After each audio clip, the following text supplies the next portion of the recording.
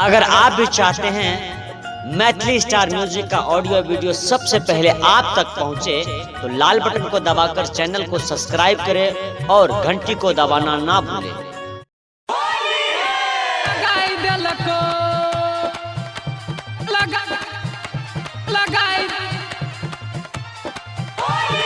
Maithili star Gupta music के studio कसमा मरार।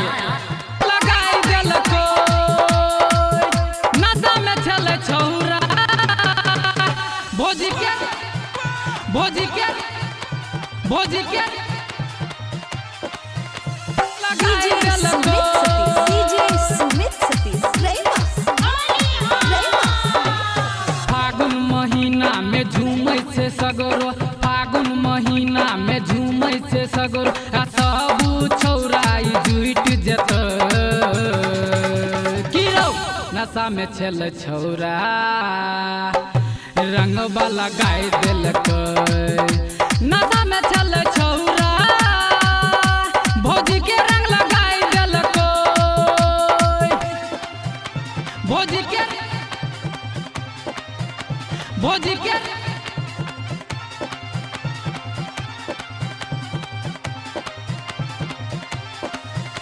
लगाय देलक।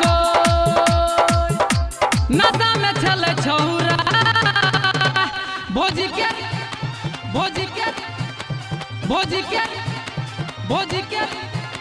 लगाय देलक।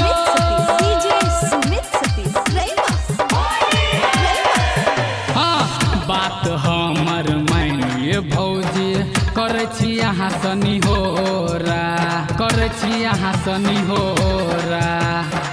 होली में भौजी ये देवर के संगे रंगवा लगे बइये पूरा, रंगवा लगे बइये पूरा।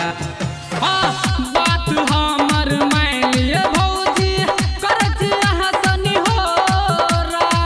होली में भौजी ये देवर के संगे रंगवा लगे बइये पूरा। भौजी देवर के संगे होली खेलू ना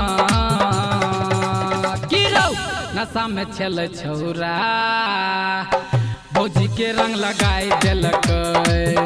नशा में छल छौरा भौजी के रंग लगाय देलक। भौजी के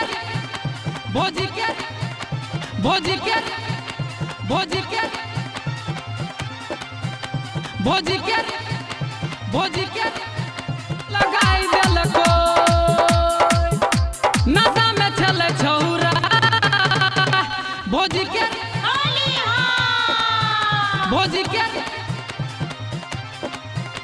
लगाय देलक।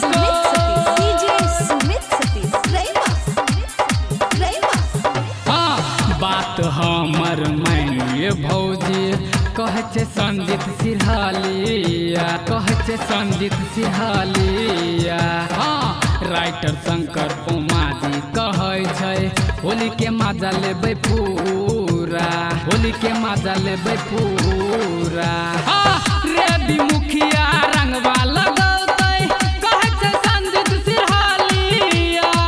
राइटर शंकर उमाजी कहै छै होली के मजा लेबै पूरा। संजय आकाश लगी के छोरा सनक जेत